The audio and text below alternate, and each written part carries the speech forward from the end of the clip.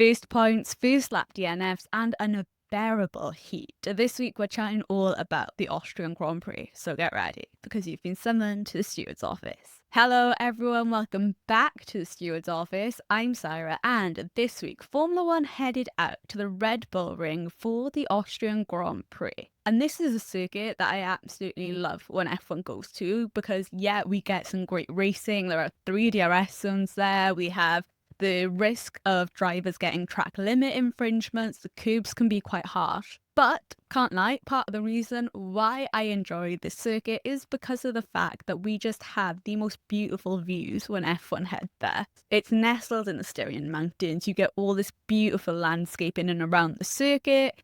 Definitely one of the tracks I want to be able to go to and watch an F1 race at, because yeah, it just looks incredible. And there was a whole lot going on this race weekend. I can't lie, there are a lot of things I want to chat about, so we're going to dive into it. But before we get into what happened on track, let's have a chat about what happened around the track.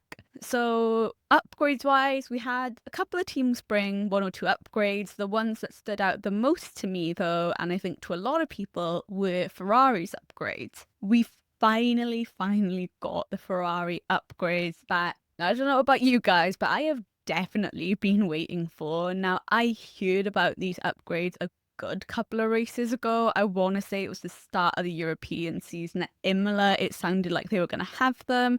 Then they got delayed all the way to Austria, and now we finally have them.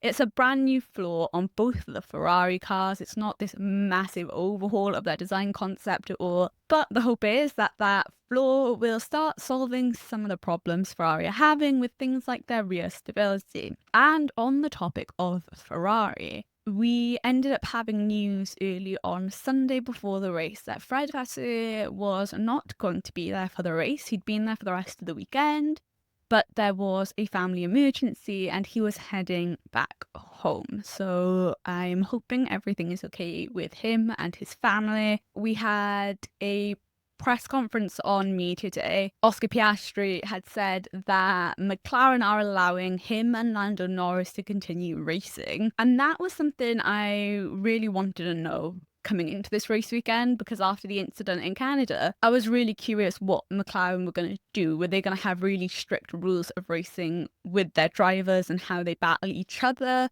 But no, seems like from what Oscar Piastri said, they were free to battle. I'm sure they've been told, yeah, don't do anything stupid where you're going to make contact with each other, but they are free to race, which is always good to hear, especially because both of them are fighting for a championship. They're in P1 and P2.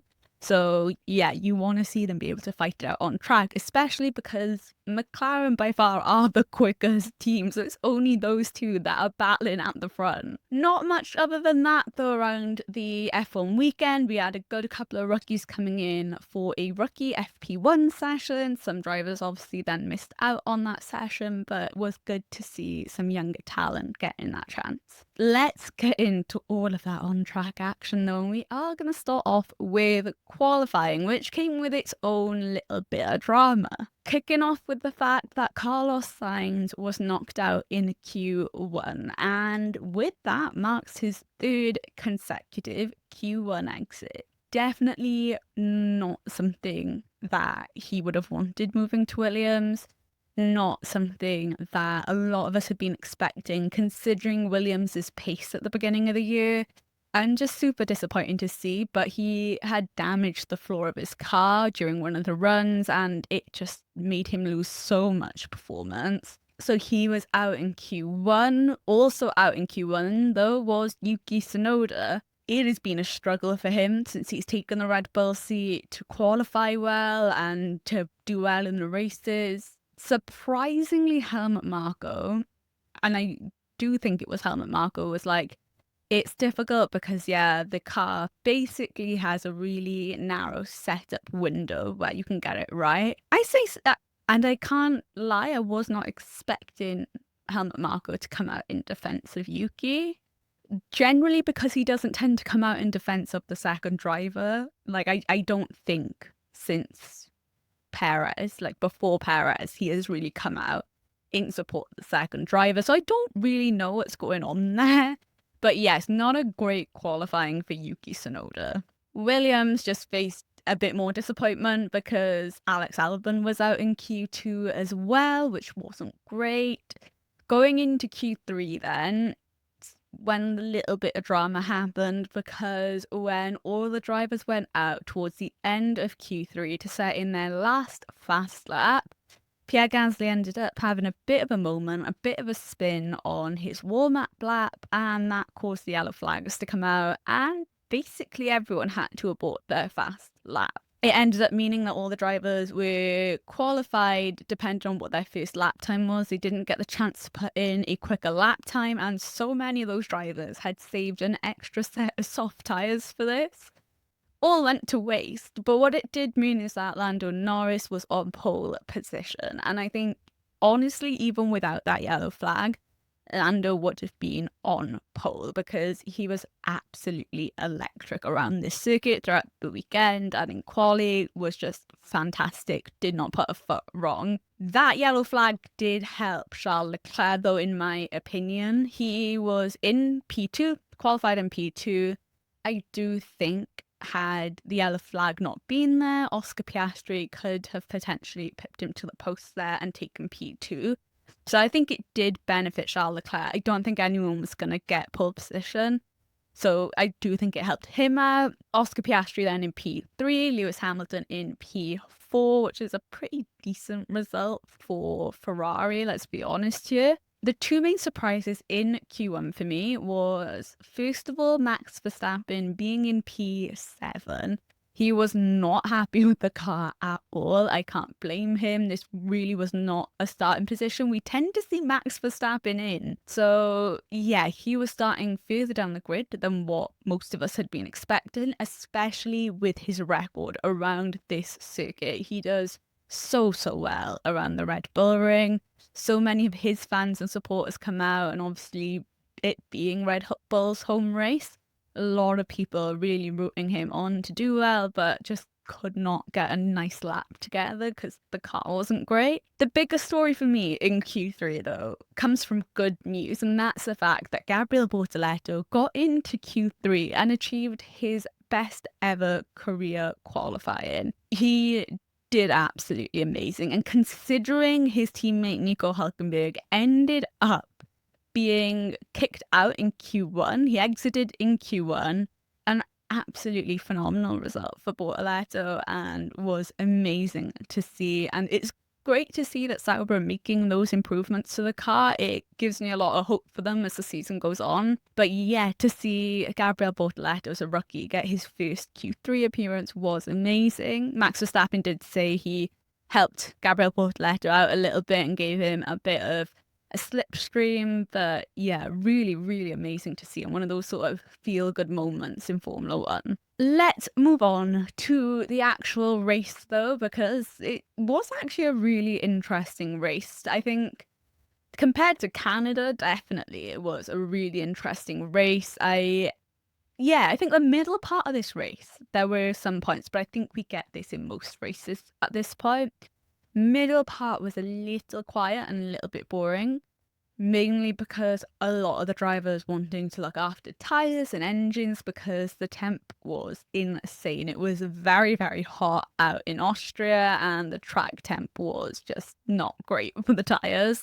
But the first part of the race, and especially towards the last part as well, there was a lot going on, and yeah, I really enjoyed it.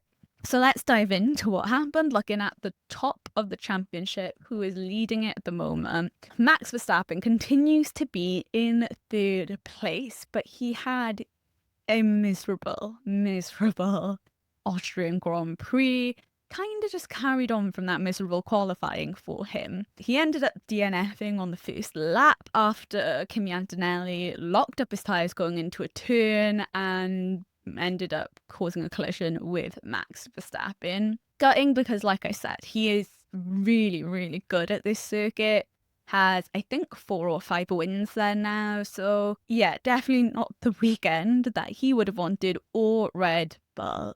Whether or not I think he could have fought for a win had he been able to carry on, I'm really not sure. I don't think so. Do you know what? It's not even that I'm not sure. I don't think he would have been able to. Just because, like I mentioned before, the McLaren has by far been the quickest car, not just in Austria, although you could really tell there was a pace differential in Austria, but over the course of the season so far.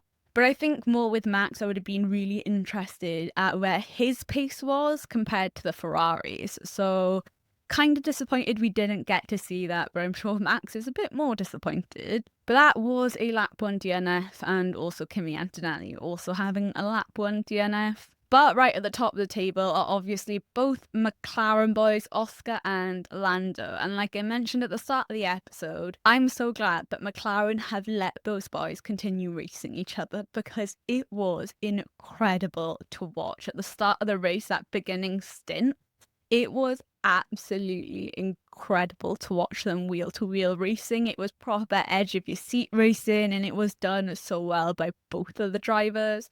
No incidents, no accidents, clean racing. It was just so brilliant to watch, and I'm really hoping we get more of it throughout the season. And I think with those two drivers, we absolutely will. They're both chasing a championship. They both want to walk away as a driver's champion at the end of the season. So yeah, that was incredible to watch. Lando Norris ended up winning the race, which not surprised that. His pace, like I said, throughout the entire weekend has been incredible, to come off the back of a really disappointing Canadian Grand Prix, and I'm sure he would say the same thing. It wasn't great. He DNF'd from the race, to having to get into the right mindset and the right frame of mind, battling with your teammate again.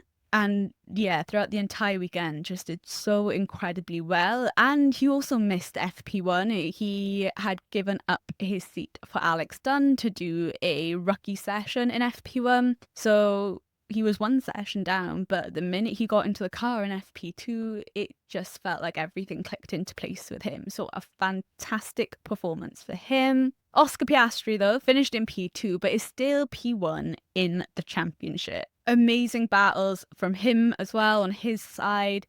I was so gutted for him in his very last stint, though, because after he pitted, there was a little bit of traffic that both him and Lando were having to get through. But as he was coming out of the pit lane, got caught up in a back marker batter, and for whatever reason, Franco Colapinto, who I'm like 99% sure at this point had been lapped, ended up just causing a collision with Oscar. He bumped into him with his car, and it didn't cause Oscar to spin or have any massive damage, but he definitely lost time because of it. And in the end of the race, he just wasn't able to sort of close up that gap with Lando, and that is what really disappointed me. It would have just been great to see that sort of end stage battle with those two drivers, because there were points where Oscar was getting closer and closer, and I was just staring at that timesheet, willing him to get within DRS and Lando. But yeah, that knock from Franco Colapinto really did not help.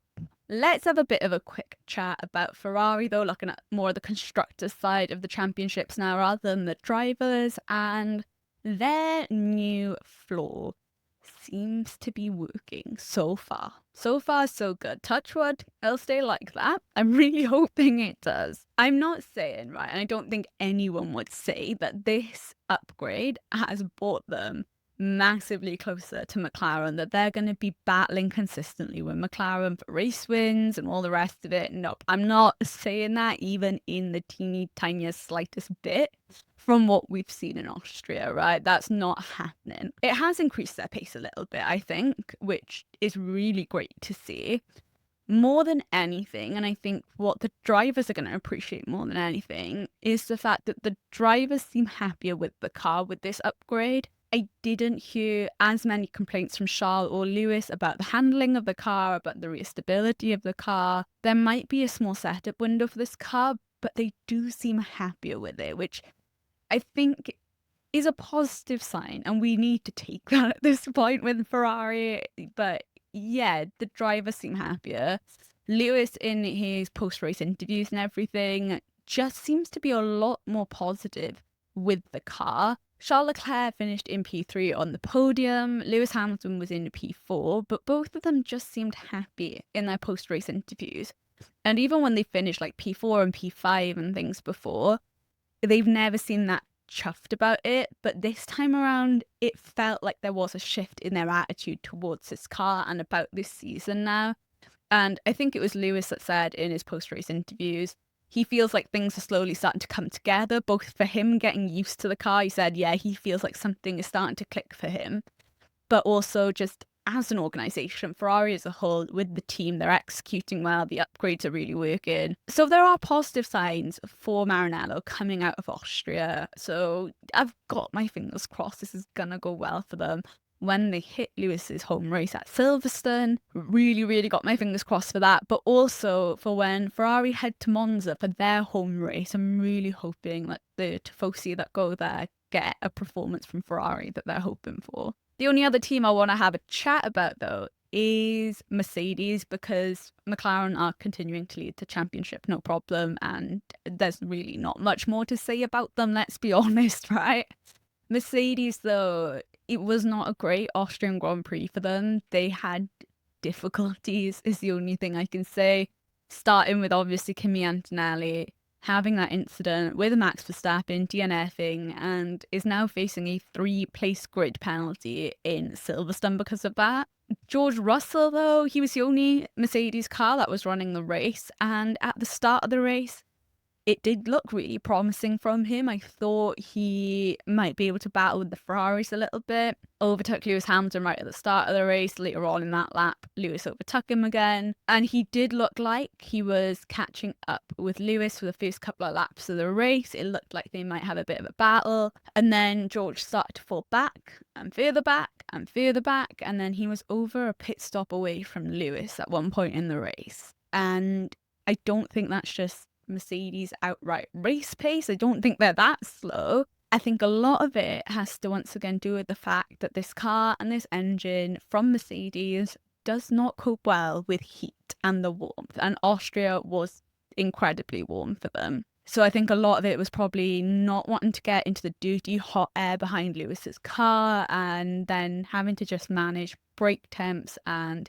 tyre temps, engine temps, all the rest of it, just to make sure that they could see the checkered flag. Because with the pace they were on, they were still quicker than the people behind them, but it just didn't give them the chance to really push more to catch up with the Ferraris. So I would say it's a pretty disappointing race for Mercedes. They're only a point away from P2 in the championship with Ferrari, right? So it's not like there's this huge points deficit, just in general for them. It was a struggle of a weekend, and I think for me, because I don't think there's going to be a whole lot they can do about how this car is reacting to heat and everything, not for this season. Next season, I'm sure there will be changes, but this season, it's going to be hard, and I'm very curious to see how they do when we go to places like Brazil, Singapore especially, which can get incredibly warm, Mexico as well. I mean, Las Vegas will be all right. We get quite cold there, but a couple of the European races I think might cause some difficulties. And then, yeah, obviously going out to Qatar at the end of the season, Abu Dhabi, it's really going to depend on how warm it gets in some of these places. But I think there are going to be a couple of races that will cause some trouble just because of the heat. Midfield battles, though. Can't believe I'm kicking off with chatting about Sauber, right? If you had told me that I would be starting this midfield battle segment talking about Sauber at the start of the season, wouldn't have believed you. But they had an incredible weekend. Gabriel Bortoleto managed to score his first Formula One point at this race, and he had a brilliant, incredible race to watch. Raced so well against other drivers on the grid, some brilliant overtakes from him, great racing to watch. And Nico Hülkenberg also finished in the points, giving Sauber their first double points finish of this season. And a race or two ago they brought in upgrades and they looked like they were starting to work, but yeah, it feels like the Sauber car has really come into its own. And absolutely fantastic to see them really joining in that battle in the midfield, and hopefully it's the kind of consistency they can keep up, because it is great seeing more cars in that midfield being able to battle. And yeah, to see Bortoleto get his first F1 points was great. He even battled with his manager Fernando Alonso. And Alonso got out of the car, was the first one to congratulate him and hug him after they finished the race, and it was really beautiful to watch. But yeah, Sauber did an incredible job this weekend, and I'm sure they're absolutely chuffed. For Visa Cash App RB, I mean, Isaac Hadjar had a bit of a difficult race, didn't go too well for him, but for Liam Lawson, he's managed to get his first points of the season, which was really nice to watch, and it's something that I think he needed in terms of just a confidence boost, because obviously the 2 races at the start of the season with Red Bull did not go well, and you know, the presenters and commentators were saying the same thing.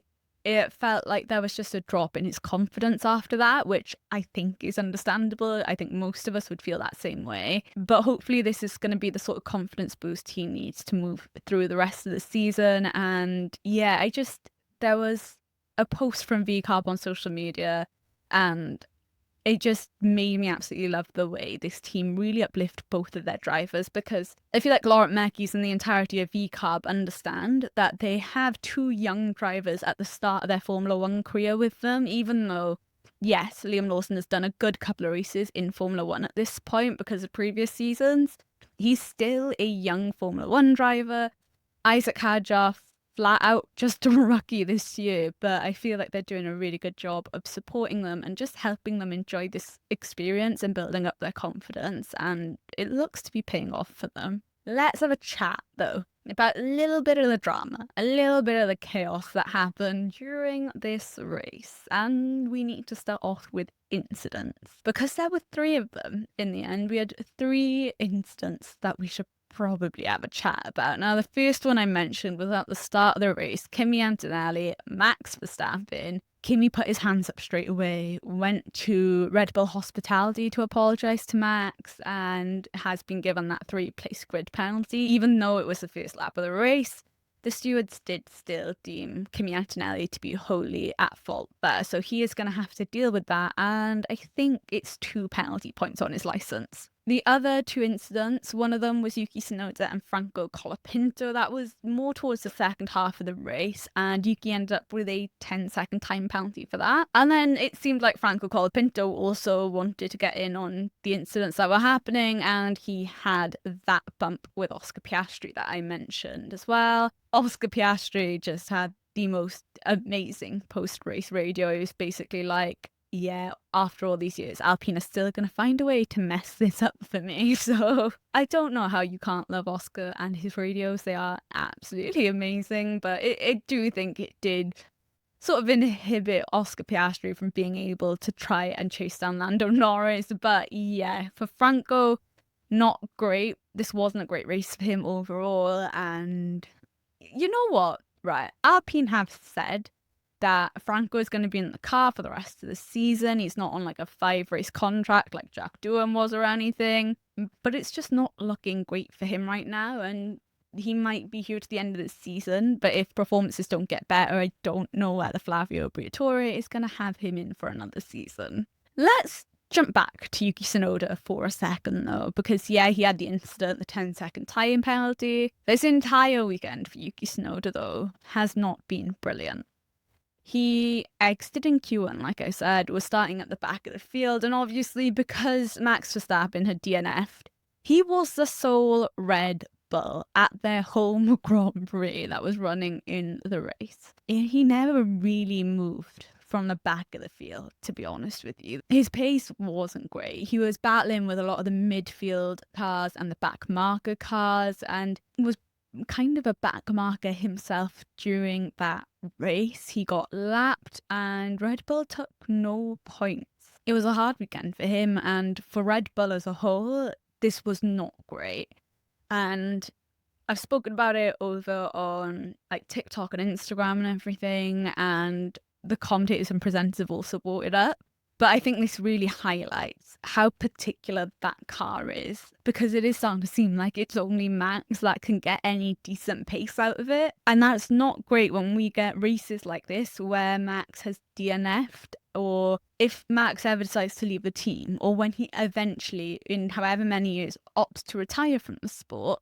This isn't great that this car has such a particular driving style that your other drivers are struggling. And yeah, for a Constructors' Championship and everything, it's not great that you have to rely on just one driver for that. Red Bull, okay, did not have a great weekend.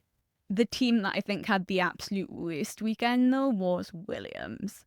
I just feel for them, honestly. I cannot believe what went on with Williams this weekend, especially when you look at how they've been at the start of the season. Obviously kicked off with Carlos Sainz getting booted out in Q1.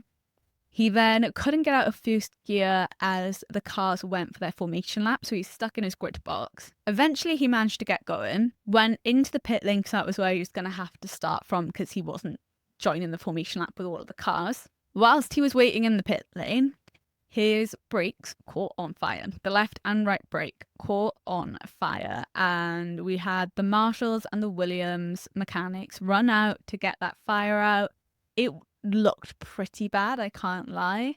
And in the end, his race engineer just said, yeah, it's over, and they had to wheel him back to the garage. So Carlos Sainz didn't even start the Grand Prix. Alex Albon, okay, kicked out in Q2, a little bit better, managed to start the race better than Carlos so far. Got a couple of laps in, made his first pit stop, and then got told by his engineer to retire from the race. Apparently, what they think at the moment is that it's a really similar issue to whatever issue had caused Alex Albon to retire from the Canadian Grand Prix. Really not great to hear.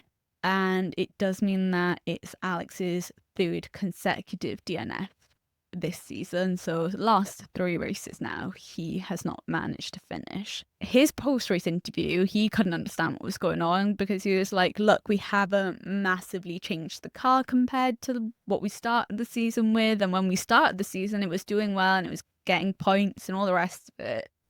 So it is interesting to see that suddenly things are falling off for Williams, and it's not just reliability wise with this DNF. Like I said, quali was not great for them. They kind of struggled there. An incredibly difficult weekend for Williams. They go to their home race in Silverstone now this coming weekend, and they're really going to be hoping it goes better. I just don't know what's going on with them. It feels like someone has sort of cursed them, given them the evil eye. I don't know, because something has happened to that car where they have lost pace and they've lost reliability, and the drivers can't figure out what's going on anymore. James Vowles just did not look happy during the race, obviously, when both cars were out. I mean, you never want to be losing those points in the Constructors' Championship, but especially when you're a midfield team. The margins with those middle teams is so fine when it comes to the Constructors' Championship that walking away from a GP weekend, not only with no points, but because both of your cars have DNF'd, is not great. And especially with Alex, to try and figure out now what is going on with the car and with the engine, it's not instilling a lot of hope and faith at the moment. So a rough one for Williams, for Red Bull, for a couple of people. But let's get into my winners and losers from this Grand Prix before we finish up this episode. Starting off with my winners, top of the list, right?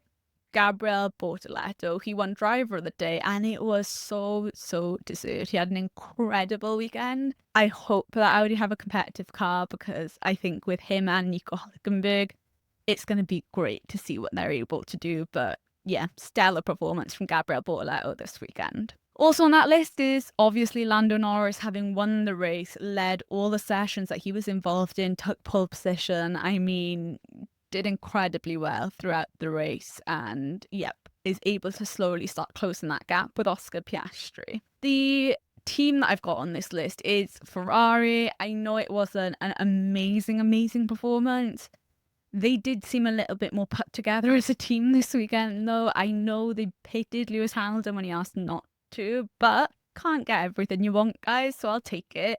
But the upgrades seem to be working. They seem to be executing better as a full team. So yeah, they're on my winners list. For my losers, though, Max Verstappen on that list. First lap DNF through no fault of his own is gutting, and to walk away with no points from your team's home GP. Yeah, he's on the losers list for that. I've also got Yuki Tsunoda on there because the entire weekend was hard for him. It was difficult for him to deal with between qualifying, the race not going well, and being lapped in a Red Bull is not what anyone wants, especially when you're that driver. And to no surprise, obviously Williams have to be on that list because, yeah, double DNF. I don't think Alex Albon even made it to the midway point of the race. So it's not even like Williams have a load of data they can at least walk away from this GP with. But that is all for the Austrian Grand Prix. The British Grand Prix is coming up this weekend. A home GP for a lot of the drivers, for a lot of the teams as well. I can't wait. I'm hoping it's going to be a good race. Silverstone is a beautiful circuit, and I'm not just saying that because it's technically my home GP, but it is. It is one of those amazing circuits to race at, and the drivers love racing there. We've got F3 and F2 also there, and I believe British F4 are also going to be there, which is going to be amazing because Ollie Behrman's younger brother, Thomas Behrman, is racing in British F4. So to have those two brothers there on the same weekend, I'm sure it's going to mean a lot to them and their family, and it's going to be so cool to see. So join me next Tuesday so we can have a chat about everything that happened over at the British Grand Prix. And thank you guys so much for listening. Diolch yn fawr, and I will see you guys the next time you're summoned to the steward's office.